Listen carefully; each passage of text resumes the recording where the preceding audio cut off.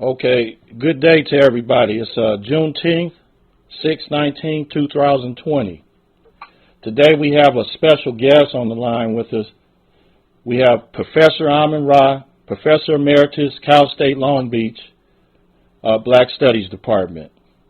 And I would like to give you sort of like a brief introduction with some of his accomplishments and contributions. Professor Rahh has an extensive background. He was on the Compton City Council in the city of Compton, California. He was on the Compton Unified School Board for the Compton Unified School District. He was on the Board of Trustees as a member of the Compton Community College. He was the transfer director of Compton Community College. He was a high school teacher. He coordinated an exercise program for adults in the city of Compton. He's an excellent husband, excellent father, and community member. He's an example of an excellent person overall. Helped thousands of students graduate from college on all levels. And finally, he helped me to become the person that I am today. Thank you, and I appreciate you, Professor Rahh. This is Rasaki Maskani, and on the line we have Brother Iration. And we're about to have a very special interview with Professor Rahh, a highly contributor to the community of Compton, California, and Long Beach, California. So is there anything you would like to add to that, Professor Rahh? I just want to say, Sante Sana, which is... No, I'm fine. I'm here. I just want to say, Sante Sana, thank you for that introduction and those kind words. Much too kind. And I'm just very happy that you and the conglomerate of individuals you got together to put forth this podcast and this form of communication to our people for their liberation and cultural consciousness and activism, righteous resistance and protest and righteous struggle for the liberation and development of African people in America. Appreciate that. Brother Iration, would you like to add anything to the introduction?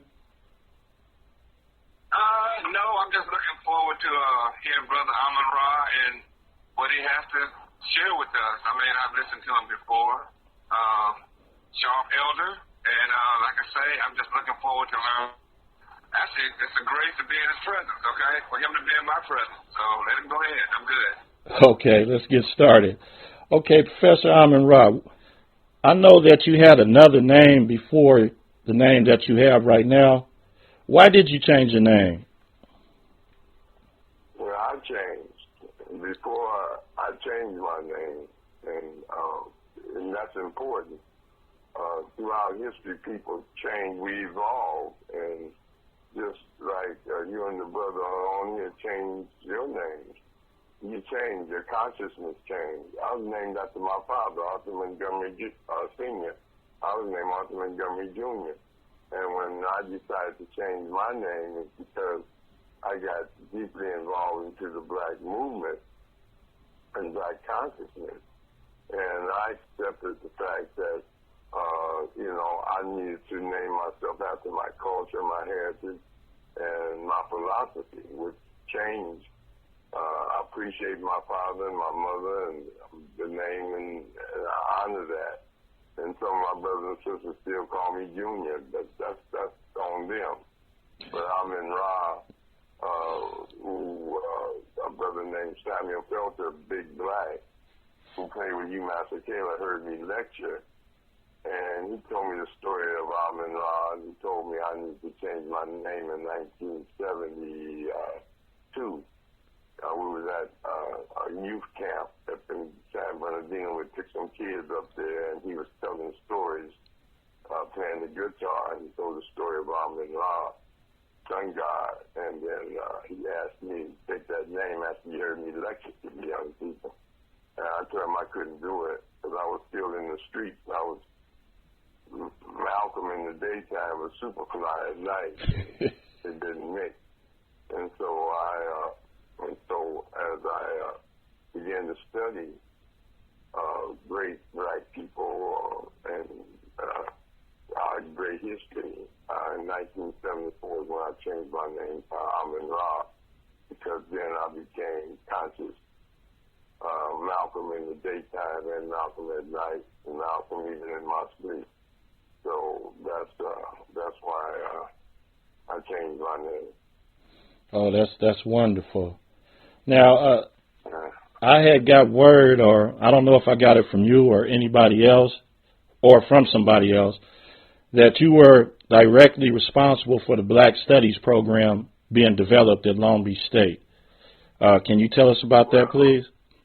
Well, that's not actually correct. Okay. The Black Studies Department would not be in existence if it wasn't for the Black Student Union that was started in 1967 at Cal State Long Beach. They didn't.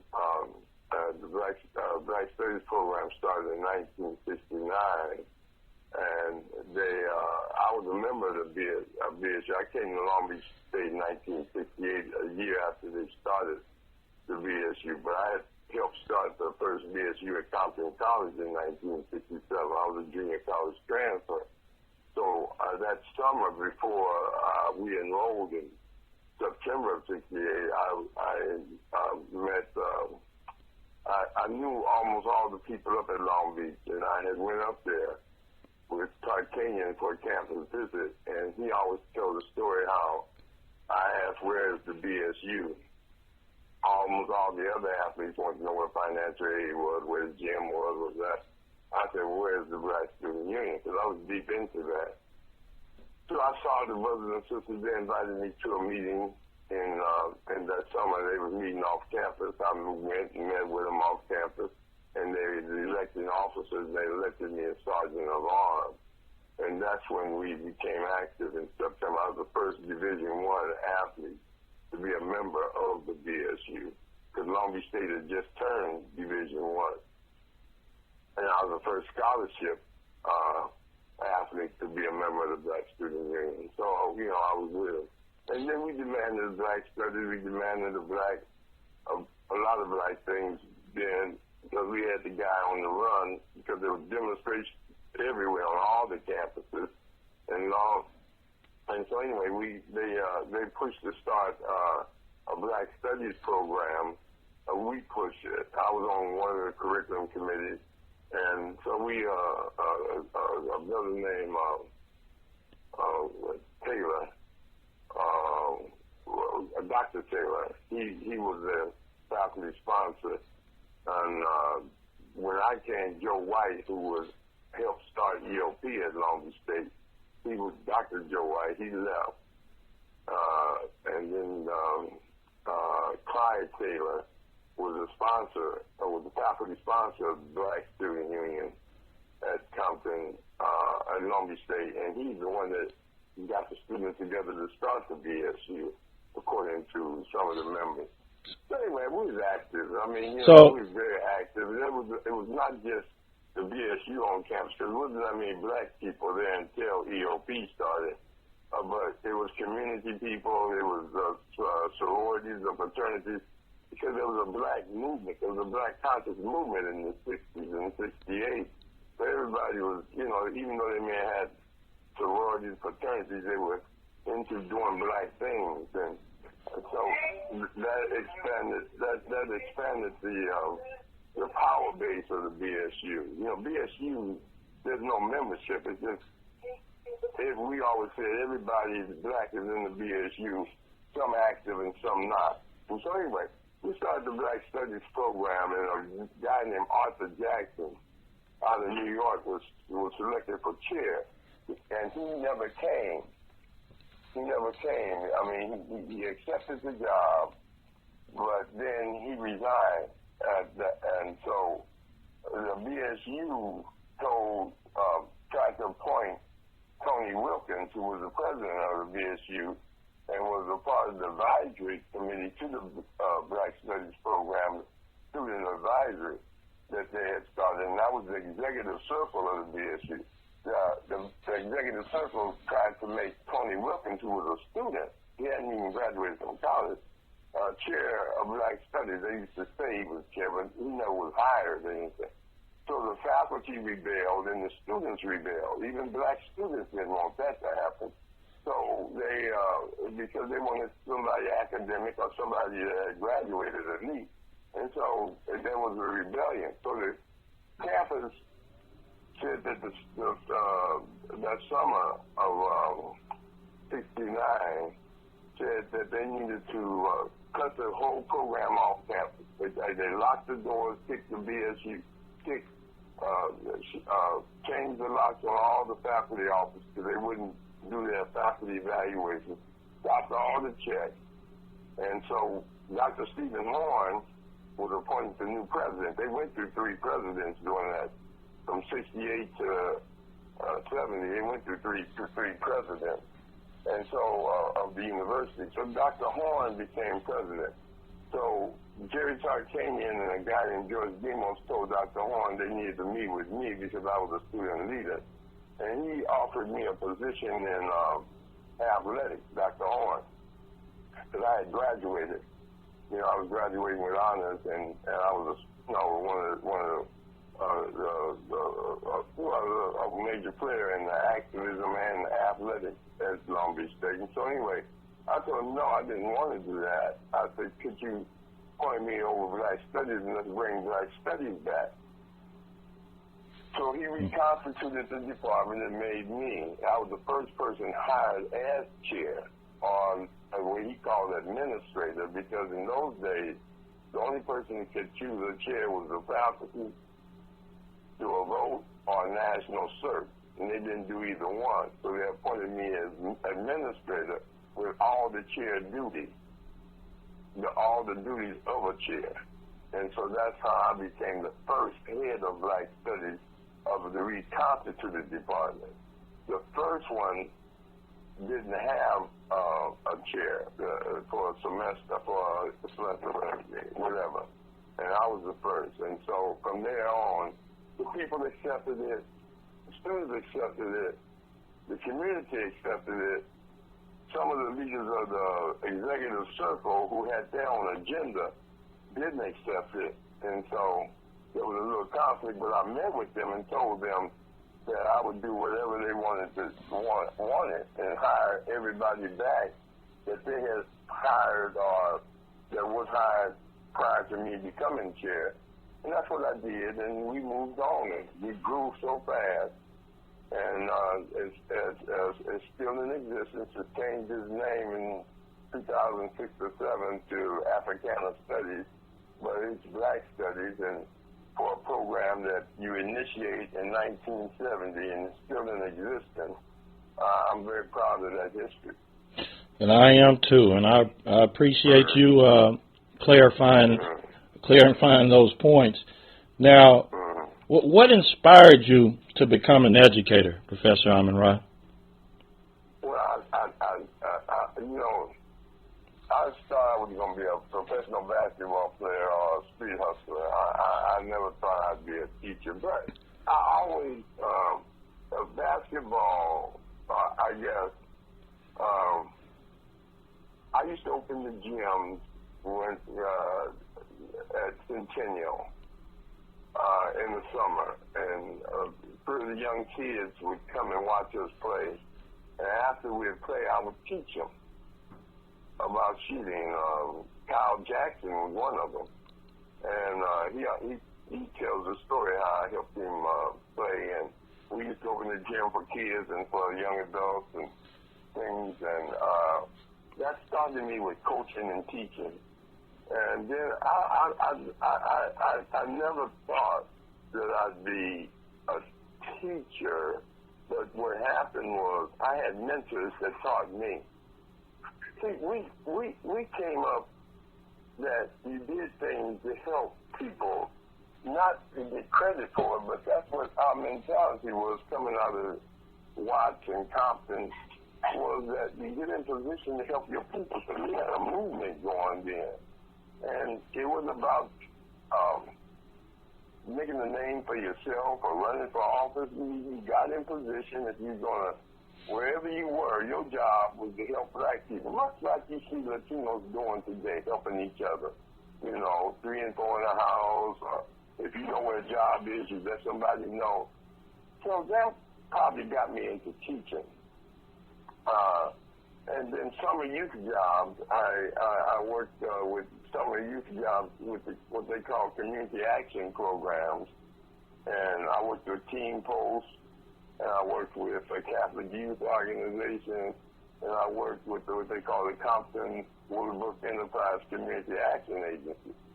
And two people that were great teachers, Gary Alexander and Bob Simmons, they were my mentors, and so they were my role models. And they, when I went to Long Beach State, they gave me shoes, gave me clothes. I was one of the best dressed students.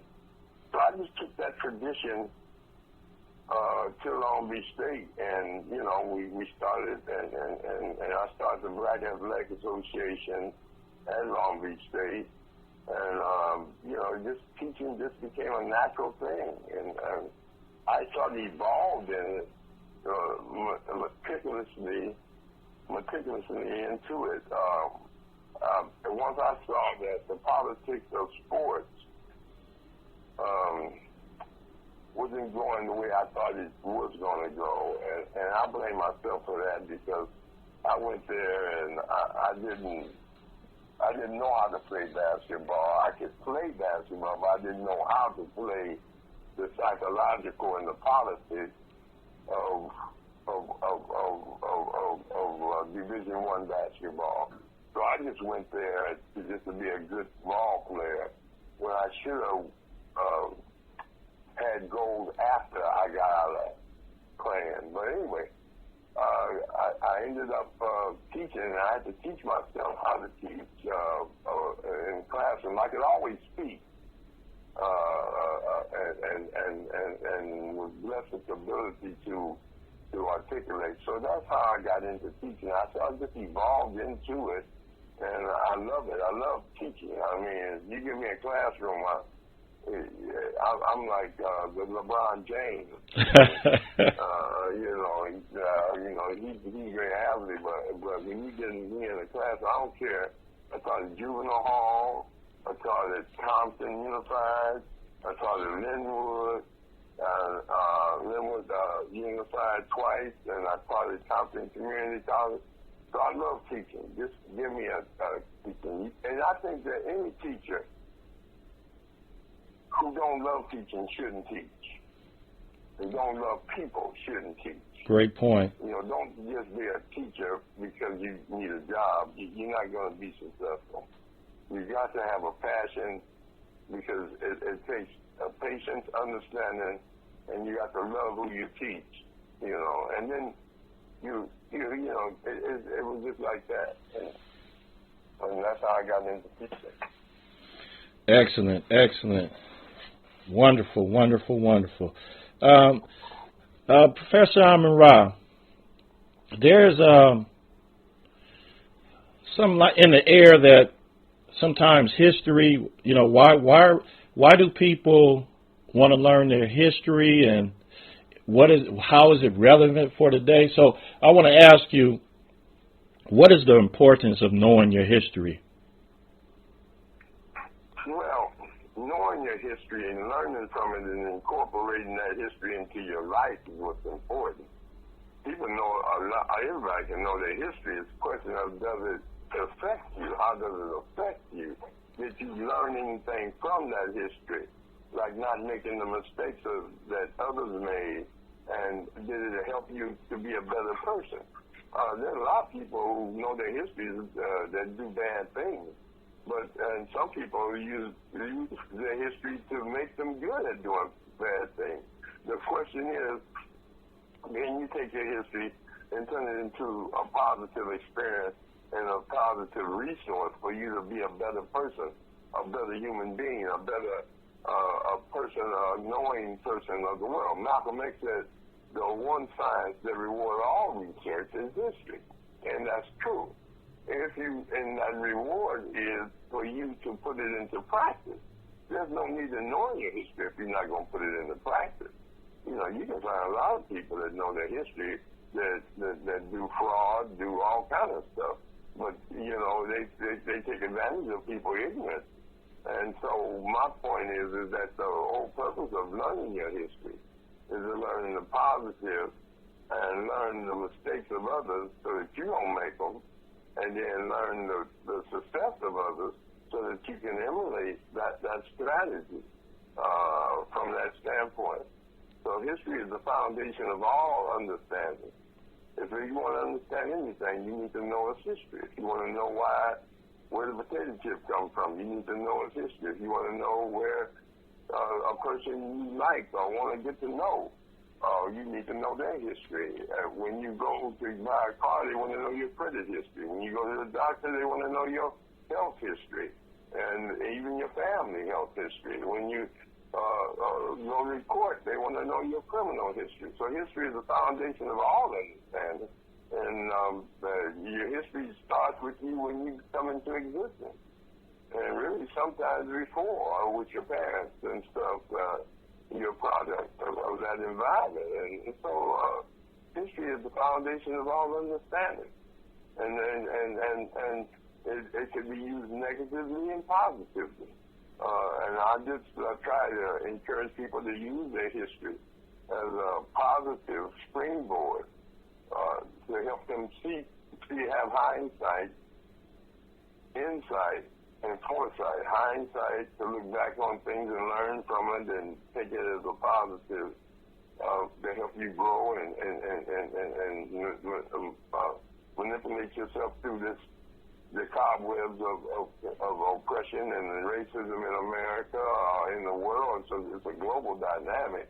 And then second, to be able to see through things. And then when you have insight and to look upon things when you have foresight. So you have to have you're going to grow. You're going to get older. You're going to grow. Do you have a plan for that? And that's what the foundation of history is all about. Thank you for that, because I definitely need clarity at times about that, and every time you say that, I always tell myself, okay, now I remember what he's talking about. Okay, now, how do the American political system affect African people in the United States and worldwide? Well, you have to define this politics as the pursuit and acquisition and utilization of power. And, power is a very social dynamic, the ability to realize your will in opposition of others. And power is different from influence. Many black people in America have influence, but they don't have a power. Influence means you know somebody that can help you do something or can get you something. Power is the ability to get it. In other words, if you come to me and you say, I'm looking for a job, I say, I know somebody hiring. That's influence. And I can get them to hire you. That's influence. If you come to me and you say, I need a job, and I say, I can hire you. That's power. There's a difference. And that's where we're at as black people in America. You go back to the 13th Amendment that they try to say abolish slavery in the United States, but except for in prison. And then you look at the industrial complex, and you look at the prison complex, and you see black people 13% of, at one time it was 22% of America's population. You see they close to 40% of the people in prison, because that's where slavery is. According to the 13th Amendment, you can have slavery in prisons. And so you look at the dynamics of the politics of how America give you the illusion of liberation. You're free to do what to be a slave in a different way. You don't even know that you're still in a mental and cultural enslavement. In other words, just like you're not free to be able to be your African self in America. Very few black people change their names to African names. Very few people wear dashikis or African clothes to interview. Very few people develop a philosophy, draw from an African philosophy or African American philosophy. How many people practice Malcolm X black nationalist philosophy? Marcus Garvey, what Africans can do, they can do again. W.B. Boy's talented skin. Frederick Douglass' philosophy, without struggle there's no progress. Statements. How many draw from their cultural philosophy into their life? In other words, there are certain groups like the Nation of Islam are Muslim. They don't eat pork. That's a part of their philosophy. Let's say, for instance, I follow Taoist philosophy, so I don't use drugs. I don't drink. Okay. And, so that keeps me from participating in that street culture and getting addicted to that. Professor Rahh, excuse me a second. Can you go back to that, reiterate that what philosophy, what did you say, that word? Yeah, I said, you asked a fundamental question to black people. What did you do black today? What black philosophy do you live by? You say you're black. Is it just pigmentation or from a racial identity? Or do you practice a black culture? And if you do, what black culture do you practice? What elements of a black culture that you draw from your history, your African culture? Because you're not a slave. You're an African that was enslaved. You had a philosophy and a culture before they enslaved you.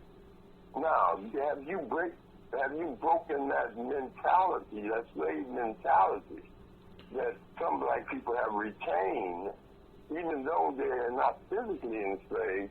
They feel that you have to be obedient to white culture and adopt to it or be a part of it in order to be successful.